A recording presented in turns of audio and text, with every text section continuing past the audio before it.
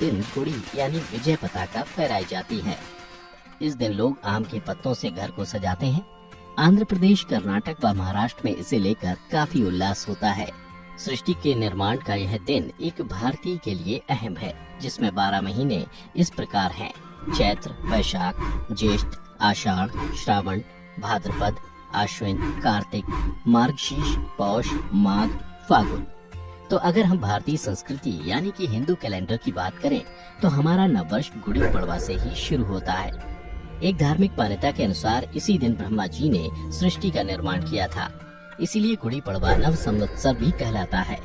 इसके अलावा महान गणितज्ञ भास्कराचार्य जी ने भी इसी तिथि पर सूर्योदय से सूर्यास्त तक के दिन, महीने और वर्ष की रचना करते हुए पंचांग भी रचा था। कुछ विद्वानों का मानना यह भी है कि शालिवाहन नाम के कुम्हार के बेटे को शत्रु बहुत परेशान करते थे, लेकिन अकेला होने के चलते वह उनका विरोध करने में सक्षम नहीं था। तब उसने एक युक्ति निकाली और सेना से लड़ने के लिए मिट्टी के सैनिकों का निर्माण किया और उनकी एक सेना बनाकर उसके ऊपर पानी छिड़क दिया और उन सैनिकों में प्राण फूंक दिए। ऐसा कहा जाता है कि जब शत्रु आए तो कुम्हार के बेटे ने जिस सेना को बनाया था उस सेना के साथ मिलकर उन्होंने शत्रु के साथ युद्ध किया और विजय प्राप्त की। तब से शालिवाहन शक का प्रारंभ हुआ। इस दिन से महाराष्ट्र में मराठी पंचांग के अनुसार नया साल आरंभ हो जाता है। इसका पहला महीना चैत्र यानी कि चैतन्य, खुशहाली का होता है। हिंदू कैलेंडर का आखिरी महीना फागुन होता है। फागुन के महीने में होली का त्योहार मनाया जाता है। सारी सूखी लकड़ियां जलाई जाती हैं। चैत्र के महीने से पेड़ों पर नए नए पत्ते आने शुरू हो जाते हैं, इसलिए भी इस महीने को बहुत खास माना जाता है। आंध्र प्रदेश और कर्नाटक में भी इसे नए साल के रूप में मनाया जाता है। गुड़ी पड़वा पर्व को लेकर जहां अलग अलग तरह की कथाएं प्रचलित हैं, वहीं आंध्र प्रदेश में गुड़ी पड़वा के अवसर पर इस दिन विशेष प्रकार का प्रसाद भी वितरित किया जाता है। ऐसा कहा जाता है कि जो भी बिना कुछ खाए पिए इस प्रसाद को ग्रहण करता है वह सदैव निरोगी रहता है, बीमारियां उससे दूर रहती हैं। भारत के महाराष्ट्र, आंध्र प्रदेश और कर्नाटक जैसे राज्यों में इस पर्व को 9 दिनों तक विशेष विधि विधान और पूजा के साथ मनाने का चलन है। इस उत्सव का समापन राम नवमी के दिन होता है। चैत्र माह में आने वाले नवरात्रि को वासंतिक नवरात्र और चैत्र नवरात्रि भी कहा जाता है। गुड़ी पड़वा के दिन लोग अपने घरों की सफाई करते हैं, रंगोली और तोरण दीवार बनाकर घरों को सजाते हैं। गुड़ी पड़वा के दिन लोग अपने घर के मुख्य द्वार के आगे एक गुड़ी यानी झंडा रखते हैं। गुड़ी के ऊपर नीम के पत्ते और बताशे दोनों लगाना बहुत शुभ माना जाता है, क्योंकि नीम से मन की सारी कड़वाहट दूर हो जाती है और बतासों से आने वाली जिंदगी में और भी मिठास बढ़ जाती है।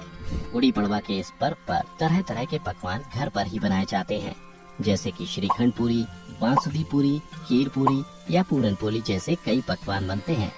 इस पर्व पर लोग विशेष तौर पर पारंपरिक वस्त्र पहनते हैं, जिसमें औरतें नौवारी साड़ी या पठानी साड़ी पहनकर सजती संवरती हैं, जबकि पुरुष कुर्ता पजामा या धोती कुर्ता पहनते हैं।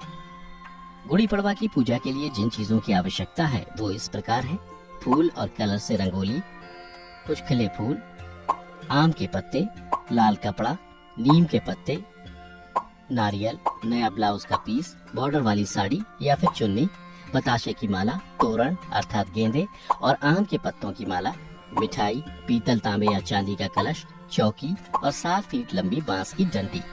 गुड़ी पड़वा के दिन सुबह उठकर लोग सबसे पहले नीम का पत्ता खाते हैं। कहा जाता है कि इस पत्ते को खाने से शरीर की सब बीमारियां दूर हो जाती हैं। रंगोली और तोरण लगाने के बाद भगवान की पूजा की जाती है।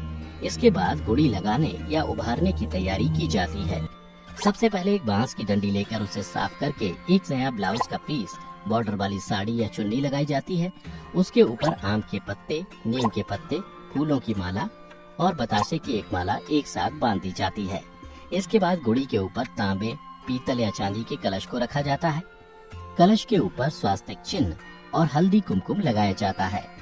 फिर दरवाजे के ऊपर बाहर या बालकनी में पूर्व की दिशा में चौकी बिछाई जाती है। उस चौकी के ऊपर लाल कपड़ा बिछाया जाता है।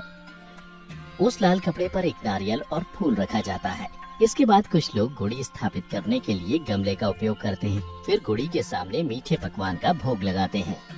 किसी किसी घर में गुड़ी की पूजा पंडित जी करवाते हैं और कुछ घरों में घर के बड़े बुजुर्ग पूजा करवाते हैं। गुड़ी पड़वा का त्योहार सब लोग मिलकर खुशी खुशी मनाते हैं। अपने अपने रिश्तेदारों के यहाँ जाकर उन्हें नव वर्ष की शुभकामनाएं देते हैं। इस तरह से ये गुड़ी पड़वा का त्योहार पूरे महाराष्ट्र में बहुत धूमधाम से मनाया जाता है। साथ ही शाम होने से पहले गुड़ी को उतारा जाता है और उस पर लगी बताशे की माला को पूरे घर में बांटा जाता है। तो मित्रों, ये थी हमारी गुड़ी पड़वा की संपूर्ण कथा। आपको हमारी ये वीडियो कैसी लगी हमें कमेंट करके जरूर बताएं। अगर आपको हमारी ये वीडियो पसंद आई हो तो